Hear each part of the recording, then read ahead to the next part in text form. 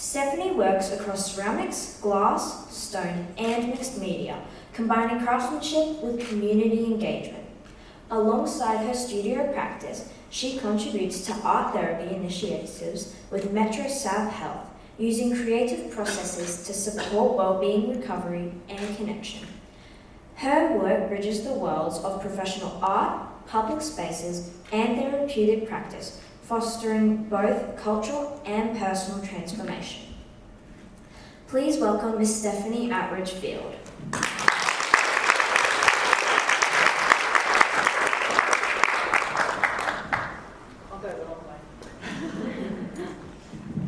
Thank you very much for that lovely introduction.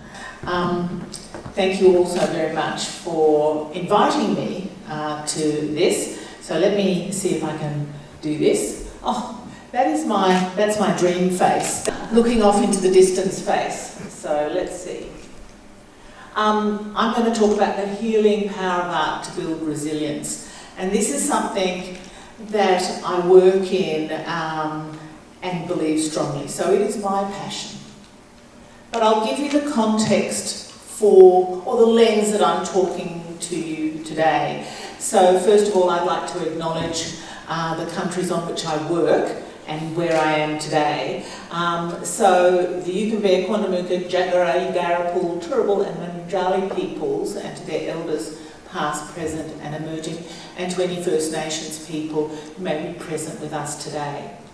Also, you can see that there's some similarity with Adam. We work on the same team, so we have some of the same guidelines. So please bear with me. So I would like to acknowledge all the people who have been impacted by mental illness, substance addiction and suicide, and may we continue to walk gently and respectfully together with each other.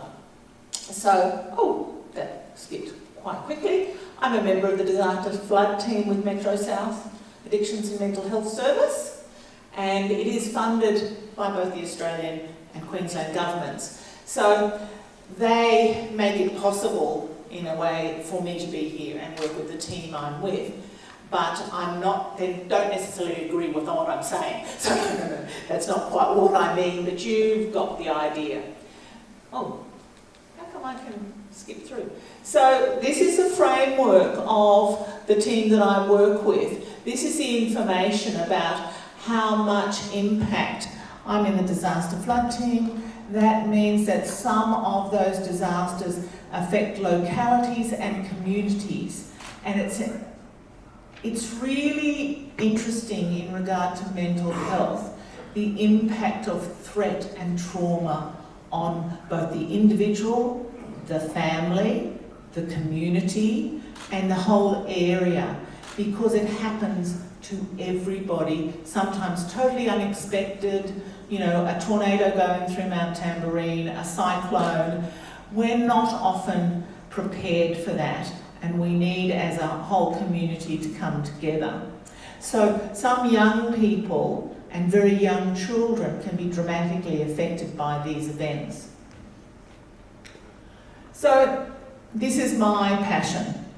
I have been an artist since I was 19. I kind of lied in the beginning. I actually figured out it's over 40 years. And I started as my parents wanted me to be a smart person and go to university, and so I enrolled in chemical engineering. Not a good energy place for me. So I was very fortunate that I was allowed to, with hesitancy from my parents, to change over and do visual arts. It made my heart sing. So I think we have to look at art in that way. I've got a lot of information here. You can read it.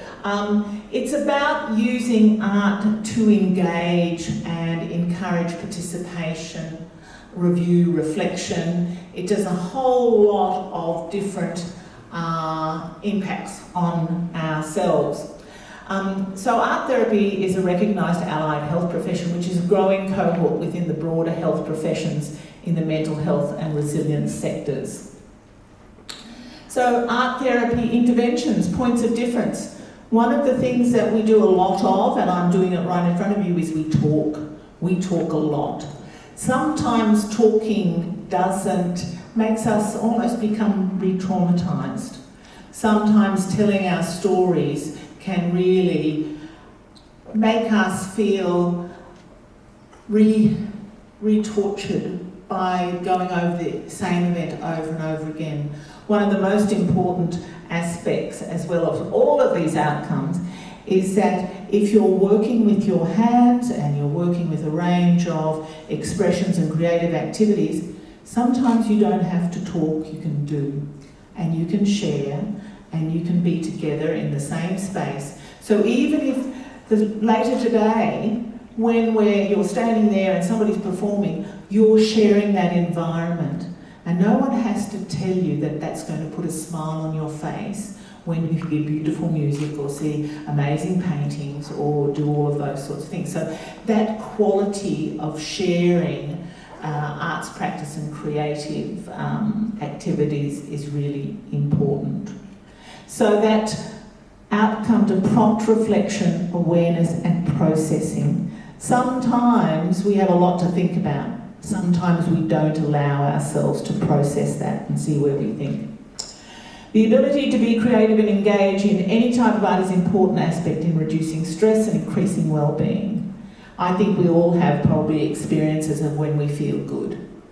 You go, you dance, you listen to a concert, you see a great movie, you go to a stand-up comedian, you do some drawing in your room, you go out and sit outside and take photographs, you do all sorts of things. Those are things that give us both joy and often instill hope.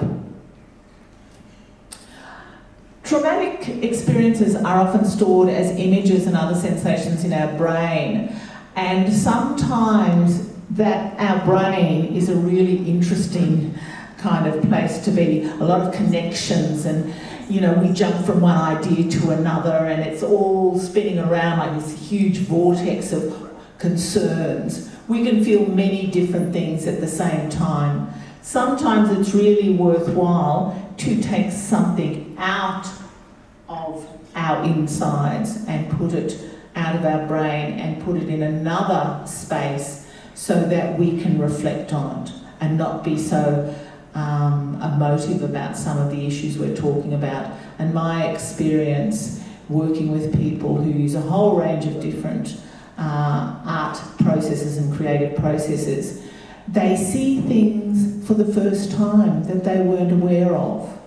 They look at things differently and they can stand back so they can think about what that worries they have or what concerns that they have. So the sensory stimuli and imagery can help bring trauma to the surface for processing. I'm going to let you do that. Being a witness. You know what it's like doing something alone? And you should also know what it's like to do something with somebody else who's there to support you. Being a witness to somebody else's thoughts and worries and concerns can be very supportive in that place. So being a witness is an important role, and our art is often a witness to our feelings and our emotions and our thoughts. And I think that's a really good reason to participate. I have bolded something. Relief from strong emotions. Art making provides that sense of relief and respite. Non-verbal forms of experience to be observed, discussed and understood. So I think I am absolutely convinced about engaging and participating. So there's lots of different parts of the building resilience within an individual, within a family and within a community. We're not isolated, we're human beings, we're kind of herd animals, so sometimes part of this is doing it together and trusting each other.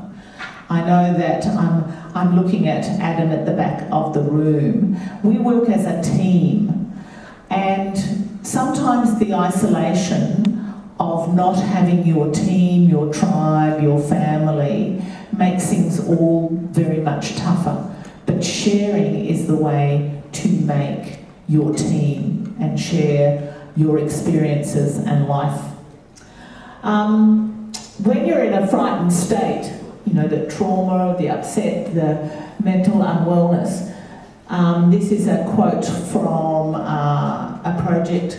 Dr. Gordon up on the Sunshine Coast was working with very young children who'd been through a terrifying fire, and he felt that that's when the children needed to, where music, drama, art or dance can allow that emotional expression, and then that's something that can then be talked about. Some people just shut down at the time of a traumatic experience or something that's going on with their lives, and they close off, and that kind of buries that negative energy, as I look at Nanette in the front row, deep inside. So being able to share that experience and allow that conversation to happen is important. So I've got a few artist quotes. And I'll say this because I'd be a rich woman if I had 10 cents for everybody who said, I can't draw. I'd be wealthy. It's not about being good at art, it's about art being good for you. That's your choice. Whatever you do is a valuable gift to yourself and others. Always remember that. Don't ever think that it's not worthwhile or somebody else can do better. The human spirit is where we develop our resilience. So fuel it, feed it with these experiences of making your own art. There's a few bits of maths with words that I've created in regard to a project I've just recently done that's been a 9-month project. This is a collaborative piece with the adult mental health wards at Logan Hospital. I think this exemplifies what some of the things that I've been talking about. Some of these people are very unwell, and they decided what they wanted to bring into the ward and what they wanted to make collaboratively. So this is about a story of resilience. It's about changing, working together. The image was decided by a survey amongst staff and consumers, and it's 2 metres by 1 metre, and it's made up of many small little pieces. I've got photographs of the pieces over on the side that you can look at the detail. So this is an inclusive project. There's no selection here. If you made it, it was a gift to the project. That means that we accepted whatever people wanted to make and include it, and we would work our way through it. It is a project of trust. It's a project about faith in each other and that we can do it. So when you get to the end of 8 months of people making one tile at a time, sometimes we would get only 8 tiles out of an hour's session of contact, because while they were making, they were talking, sharing, having a conversation. Oh, sorry. This is where it's in. It's in a closed outdoor space next to the wards. And one of the most important things for me, and then, am I going the right way? This is a comment from one of the consumers, and I will read it out. All from different paths of life, as variant as the flora in the most abundant forest, working together in harmony. Small pieces to make a whole, plain clay, lumps of basic earth, suddenly coming to life through the hands of those who have seen, felt, and hurt so much, taking nature's beauties from the mind's eye and creating it as a visual for all to see. So, this is it in situ. Another panel, there were 2 panels, but I think I missed, oh, wait a minute, I'll get there. You can see I'm better with clay than tech, just so you know, we're not good at everything. Oh, why does it just skip? Oh, here.